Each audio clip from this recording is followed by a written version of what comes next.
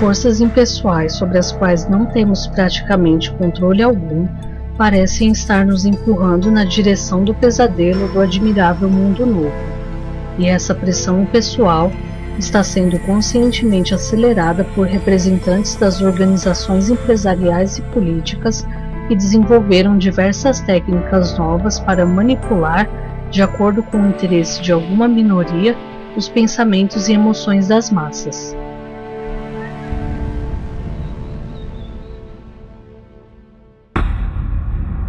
As 10 estratégias de manipulação das massas de Noam Chomsky. Avram Noam Chomsky é um filósofo, cientista cognitivo e ativista político norte-americano.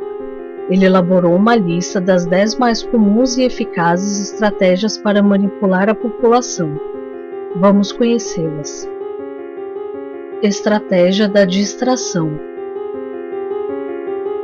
O elemento primordial do controle social é a estratégia da distração, que consiste em desviar a atenção do público dos problemas importantes e das mudanças decididas pelas elites políticas e econômicas, mediante a técnica do dilúvio ou inundação de contínuas distrações e de informações insignificantes. A estratégia da distração é igualmente indispensável para impedir o público de interessar-se pelos conhecimentos essenciais na área da ciência, da economia, da psicologia, da neurobiologia e da cibernética. Manter a atenção do público desviada dos verdadeiros problemas sociais, cativada por temas sem importância real. Manter o público ocupado, sem nenhum tempo para pensar, de volta à granja com os outros animais. Criar problemas e depois oferecer soluções. Esse método também é chamado problema-reação-solução. Cria-se um problema, uma situação prevista para causar certa reação no público, a fim de que esse seja o mandante das medidas que se deseja fazer aceitar. Por exemplo, deixar que se desenvolva ou que se intensifique a violência urbana ou organizar atentados sangrentos, a fim de que o público seja o mandante de leis de segurança e políticas em prejuízo da liberdade. Ou também criar uma crise econômica para fazer aceitar como um mal necessário o retrocesso dos direitos sociais e o desmantelamento dos serviços públicos. Estratégia da gradação. Para fazer com que se aceite uma medida inaceitável, basta aplicá-la gradativamente, a conta-gotas por anos consecutivos. É dessa maneira que radicalmente foram impostas novas condições socioeconômicas no neoliberalismo durante as décadas de 80 e 90. Estado mínimo, privatizações, precariedade, flexibilidade, desemprego em massa, salários que não garantem uma renda decente, tantas mudanças que haveriam provocado uma revolução se tivessem sido aplicadas de uma vez só. Estratégia do diferimento. Outra maneira de se fazer aceitar uma decisão impopular é de apresentá-la como sendo dolorosa e necessária, obtendo aceitação pública no presente para uma aplicação no futuro. É mais fácil aceitar um sacrifício futuro do que um sacrifício imediato. Primeiro porque o esforço não é empregado imediatamente, e depois porque o público, a massa, tem a tendência de esperar ingenuamente que tudo será melhor amanhã, que o sacrifício exigido poderá ser evitado. Isso dá mais tempo ao público para se acostumar com a ideia de mudança e de aceitá-la com resignação quando chegue o momento. Tratar o público como se fosse criança.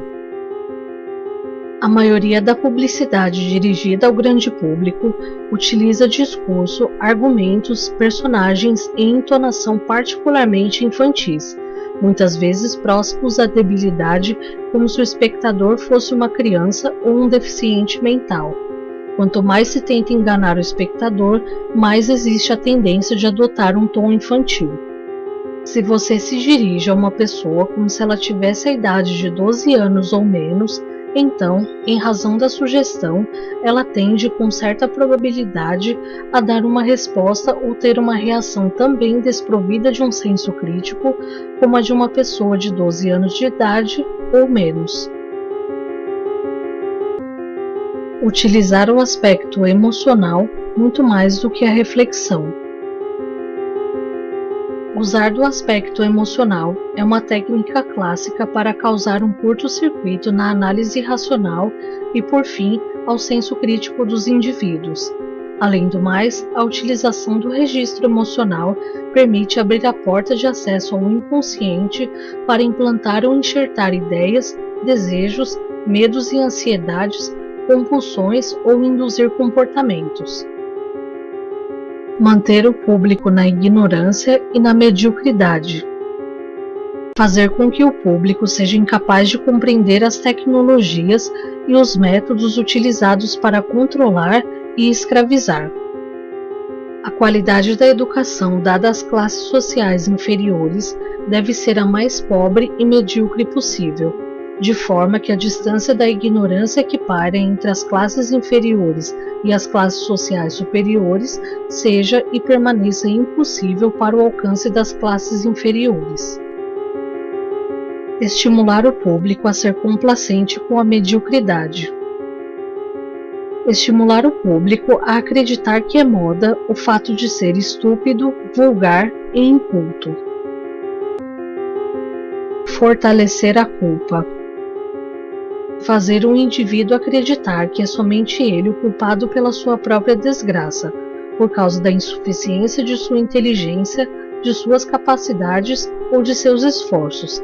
Assim, ao invés de rebelar-se contra o sistema econômico, o indivíduo se desvalida e se culpa, o que gera um estado depressivo do qual um de seus efeitos é a inibição da sua ação. E sem ação, não há revolução. Conhecer melhor os indivíduos do que eles se conhecem. No transcorrer dos últimos 50 anos, os avanços acelerados da ciência têm gerado uma crescente brecha entre os conhecimentos do público e aqueles possuídos e utilizados pelas elites dominantes. Graças à biologia, à neurobiologia e à psicologia aplicada, o sistema tem desfrutado de um conhecimento avançado do ser humano, tanto do físico quanto do psicológico. O sistema tem conseguido conhecer a pessoa comum melhor do que ela se conhece. Isso significa, na maioria dos casos, que o sistema exerce um grande poder e um controle maior sobre o indivíduo do que o próprio indivíduo sobre si mesmo.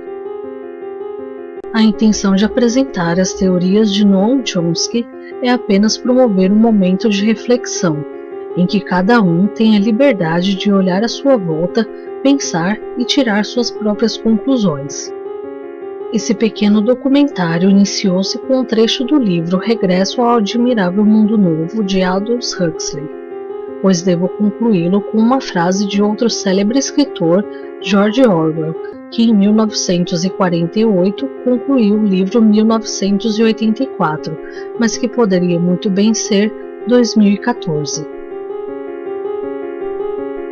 Numa época de mentiras universais, dizer a verdade é um ato revolucionário.